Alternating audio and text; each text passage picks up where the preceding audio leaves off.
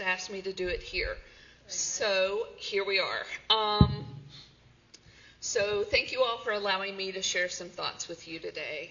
Amen. If you've ever helped someone who's had violence used against them, you're an advocate. That's what we call ourselves, advocates. Own that because it's important.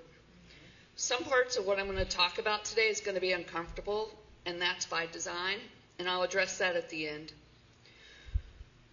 Something those of us at Resolve hear more often than anything else is, why didn't she just leave? I dislike that question for so many reasons, but the main reason is that it's another form of blaming the victim. Intentionally or not, there are times where, if we can be brutally honest with ourselves, we've all blamed the victim. We may not want to acknowledge it, and sometimes we may not even realize that we're doing it. But what we are doing is blaming the victim. Here's what some of those things look like, and here's what they sound like. When you ask questions like, are you sure that happened? Do you have photos of the abuse? You knew what you were getting into. What were you wearing? Why didn't you call 911? We do this because we want to believe that we live in a world where bad things happen to bad people, and if you're a good person, good things will happen to you. But by asking these questions, it essentially means that we don't have to act. We don't have to intervene, and we certainly don't have to address the actions of the perpetrator. Unfortunately, it also places the onus on the victim to come up with her own solution to a crime that's been committed against her. And yes, I'm using her in these situations. I'm not negating the fact that abuse happens to men, but until that violence is not happening to 94% of females, I'll continue to use she and her. Blaming the victims releases the perpetrator who commits the violence from responsibility. We say and do these things, and it makes the victims and perpetrators equally responsible. That's never the case. Perpetrators are always responsible for the violence that they use, and it is always a choice. And they use it because it works to get what they want. Power and control. By saying and doing these things, we blame the victims for not keeping themselves safe, and even worse, they're blamed for not keeping their children safe. Filing charges, seeking justice, and finding safety often comes with a significant price. As a survivor, your credibility is questioned by everyone. You have to tell your story again and again. And if you remember something that you forgot to mention as part of a previous interaction, which is, if you didn't know, it's absolutely normal and part of the trauma response, then you're often considered not reliable. Seeking justice almost always angers an already violent person, which leads to more and differing forms of violence and intimidation. It sometimes ends with the system that's supposed to support you being used against you. Separating the perpetrator often means having to either share custody of your children or, in some cases, losing custody. Then you have to send your children off unsupervised, which is worse than not being with them at all and not being able to keep them safe. Amen. Sometimes the price to pay for justice Sometimes the price to pay is too high for the small amount of justice received. Amen. We know, and by we, I mean everybody here, we know who the perpetrators are. And we, not the victims, need to make the violence stop. Perpetrators who use violence in any of its forms need to be held responsible each and every time. There needs to be serious and consistent consequences. Yes. I'm not speaking about harsher sentences because research shows that harsher sentences are not a deterrent and only happen in a very small amount of cases that are prosecuted. However, the 100% certainty that there will be negative consequences in every instance is a deterrent.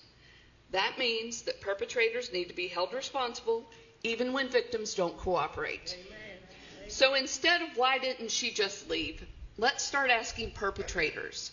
When you're in the courtroom, when you're at a domestic violence call, and that was for law enforcement, And especially if they're your neighbors and your coworkers or your friends, start asking, what did you do to make it harder for her to leave?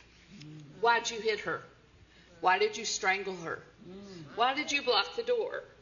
Why'd you show up at work, make a scene, and get her fired? Why isn't she allowed to talk to her friends and her family?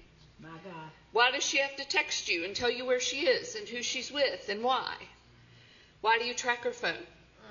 Why do you threaten to kill yourself when she says she's leaving? Now here's what's going to get uncomfortable. I've done this both professionally, personally, and as a director of the program. And it's hard.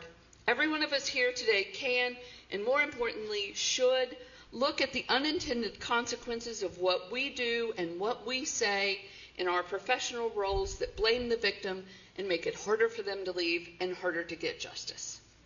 One of those things for us at Resolve is shelter. We've had to take a look at how we do what we do. We're always looking at services with a critical eye. And here's what we know. Staying at shelter is incredibly difficult.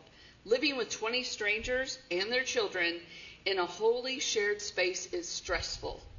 But think about this. When you're asking women to just leave, have you ever thought that she literally has to lose everything to come to shelter? We can't store 16 households worth of belongings. Storage is expensive. Many people can't afford that. And they only leave with what they can get out while law enforcement is there. There are other things that we do that make it harder to leave or unintentionally blame the victim. Things like the threat of dual arrests, saying, if I have to come out here one more time, I'm taking you both in. Saying you can't transport a victim to shelter because she doesn't want to get a safety order. She doesn't want to press charges. You don't have enough police to do that. Not understanding that victims call 911 to end the violence, but may not want to end the relationship. Or not pressing charges against the perpetrator if the victim will not cooperate. Not understanding that domestic violence isn't always physical, but control, and what we call coercive control, is indeed domestic violence and needs to be recognized within the court system the same way that punching someone in the face is. All of these things are things that we do to blame the victim and make it harder to leave. If anything I said here makes you uncomfortable or got under your skin or made you a bit defensive, if I made you feel like you're responsible for things that aren't in your control, or even if they made you angry, look into why that is. But that feeling, the one you have now of being questioned, that's what victims feel like when you ask them, why didn't you just leave? The difference is we can change some of those things and make sure that we can do all we can to limit some of those unintended consequences that equals victim blaming. Victims and survivors can't. Let's put that sense of shame and that sense of blame on the perpetrators of domestic violence and not the victims. Amen. Amen. And that's it. Thank you. Thank you, sir. Oh my gosh, thank you so much.